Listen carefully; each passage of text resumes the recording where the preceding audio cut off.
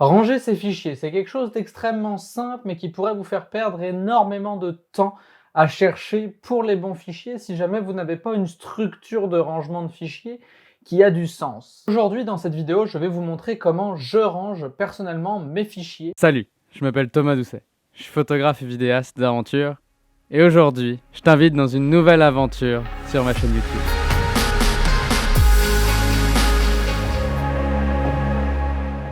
Hey tout le monde, c'est Thomas. Aujourd'hui, on se retrouve pour une nouvelle vidéo où j'avais envie de vous éviter de perdre 1 milliard d'années à chercher pour des fichiers que vous savez plus dans quel disque dur il est, vous savez plus dans quel dossier de tel disque dur il est. C'est pas gérable. Cette vidéo est assez simple mais assez importante puisque je ne compte pas le nombre de fois où on m'a envoyé des messages pour me demander « Ah mais Thomas, comment toi tu fais pour retrouver tes fichiers ?» Moi, c'est très rapide. Pour vous donner un ordre d'idée, en l'espace de 5 minutes, je suis capable de trouver n'importe quel fichier que je cherche, même s'il date d'il y a 7 ans quand j'ai commencé la photographie. Pour vous donner un ordre d'idée, je garde un fichier Excel d'absolument tous mes disques durs, avec qu'est-ce qu'il y a dedans de noter, et j'ai deux colonnes. J'ai la case disque dur externe, puisque je monte sur des disques durs externes, et j'ai la partie backup. Donc, c'est-à-dire que mettons, je n'importe quoi, dans un backup, j'ai 3 disques durs, mettons.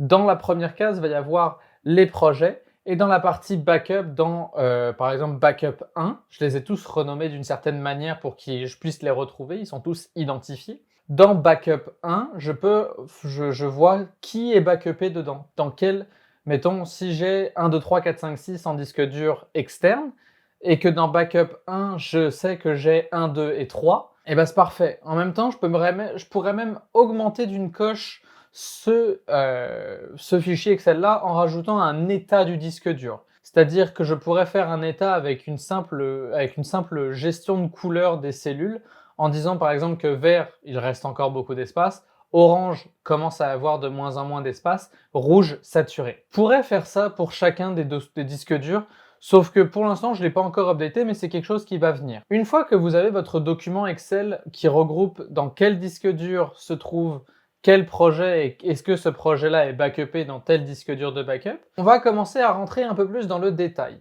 Une fois que vous êtes dans votre disque dur, moi personnellement, comment je fais? Je trie mes fichiers par projet. Pour vous donner un ordre d'idée, le prochain film documentaire sur lequel je suis en train de travailler, Le Tour de la Gaspésie, c'est une aventure de plus de 600 km que quelqu'un a fait en courant, et je suis en train de réaliser un documentaire là-dessus. Pour l'instant, on est dans la phase du montage. Tout ce travail-là, j'ai un dossier maître qui s'appelle Tour de la Gaspésie 2022. Pas besoin d'avoir faudrait que ce soit un titre assez simple à retrouver et qui soit assez intuitif. N'appelez pas ça tournage du 22 mai 2022 parce que au bout d'un an, vous vous rappellerez pas forcément exactement ce que vous avez fait le 22 mai 2022. Une fois que vous avez le nom de votre dossier maître, vous allez aller dedans et séparer par exemple les journées de tournage. Pour le bien de ce projet-là, j'ai 9 jours de tournage. Donc vous voyez que j'ai jour 1, jour 2, jour 3, jour 4, jour 5, jour 6, jour 7, jour 8, jour 9. J'ai absolument toutes mes journées qui sont séparées. Comme ça, si jamais je veux trouver des fichiers, je peux les identifier. Et en même temps, je note quelle place, en fait, où est-ce que j'étais rendu durant ce documentaire-là. Par exemple, je n'importe jour 1, c'est départ. Jour 2, on est à une autre place. J'identifie des places pour que je me donne des idées et des cues faciles à retrouver pour que je fasse comme « Ok, bah on est parti de telle ville et mon fichier se retrouve d'entre telle ville et telle ville. » Donc je peux déjà me donner une zone de recherche. Une fois que vous avez identifié une fois que vous avez identifié vos dossiers journaliers, vous allez faire quelque chose qui est encore plus précis et encore une fois pour venir gagner du temps.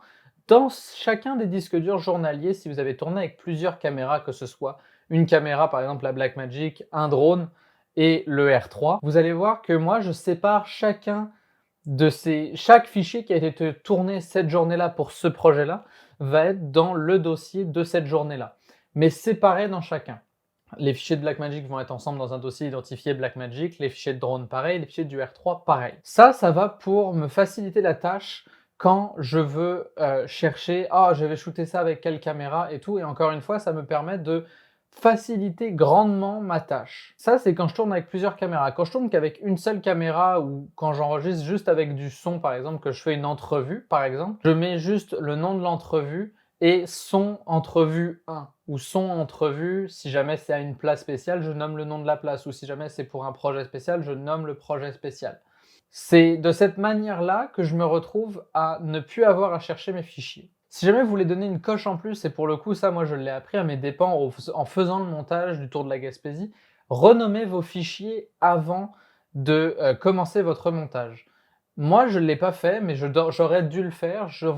À partir de maintenant, je vais renommer systématiquement mes noms de fichiers en commençant par un diminutif du projet qui est facilement reconnaissable, l'année en 4 chiffres, le mois en 2 chiffres, le jour en 2 chiffres. Comme ça fait année, mois, jour. Et le suffixe du fichier, c'est-à-dire que si c'est le 450e fichier que ma caméra a enregistré, ça fera, par exemple pour le projet, ça fera TDLG, donc Tour de la Gaspésie, tiré du bas, 2022 06 01 06 tiré du 6 450 ou 0 450 si jamais vous voulez garder une simplification là-dessus. De cette manière-là, je peux très facilement retrouver en quelques clics, c'est-à-dire que j'ai juste à cliquer sur le disque dur dont j'ai besoin, taper dans la barre de recherche le diminutif que j'avais attribué à ce projet et il va me sortir tous les fichiers. Je peux même aller encore une fois plus précis et d'aller gérer sur la date de ce fichier-là, puisque les fichiers sont datés année, mois, jour. Et de cette manière-là, en quelques clics, je me retrouve avec le folder qui est précis, qui est là, qui est rangé. De cette manière-là, ça me sauve énormément de temps en post-prod parce que je n'ai plus à chercher quel fichier est où, quel fichier correspond à quoi, même si, on va dire, j'ai la chance encore de ne pas travailler sur trop de projets que je ne sais plus qui a été tourné avec quoi et comment ça a été tourné.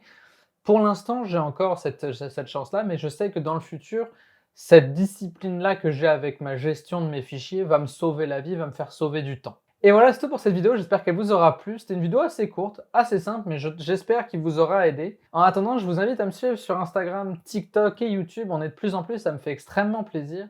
En attendant, je vous dis faites de bonnes photos, faites de bonnes vidéos. À la prochaine, ciao tout le monde.